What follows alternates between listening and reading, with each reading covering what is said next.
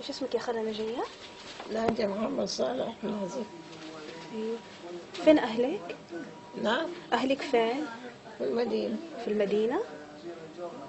عماتي ايوه. مات. عماتك ماتوا؟ شو اسم عيالك؟ فاطمة فاطمة ومريم ومريم وسارة. وسارة. لا هذو عماتك. عيالك شو اسمهم؟ عيالي مم. اسمهم بندر ايوه. بندر. ومحمد ايوه. وأحمد بندر ومحمد واحمد. والبنت شو اسمها؟ والبنت والبنت شذا. شذا. ايش اسم ابوهم؟ جوزي ايوه جوزك. اللي مات اللي مات. عبد الحفيظ عبد الحفيظ. حماد. حماد. حماد ايش؟ بس نكبتهم. عبد الحفيظ حماد. يعني اسم ولدك بندر عبد الحفيظ حماد؟ لا، عيالي ايوه. بندر بندر. ومحمد ايوه. وأحمد. هم فينهم دحين يا خالة نجية؟ في المدينة هم في المدينة؟ وأنا أدري عنهم. هم قالوا جايين.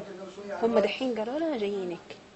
هم قالوا روحوا اطمنوا عليها شوفوها طيبة واحنا حنيجي. ومين جابك المستشفى؟ هم حطوكي برا وراحوا؟ إيه. انت كنتي تعبانة؟ ايوه انا كنت قاعده معهم. ايوه. كنت قاعدة معاهم وبعدين؟ كنت قاعدة معاهم وبعدين؟ إيه. ايوه. بعدين قالوا جابوني هنا. ما سألتيهم ليش جابوكي هنا؟ لا،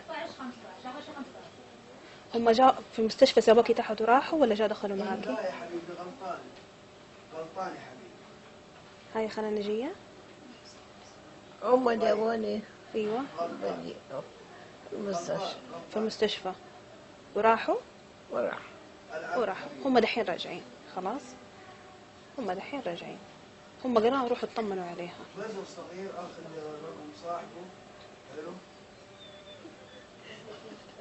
لا تبكي، ليش تبكي؟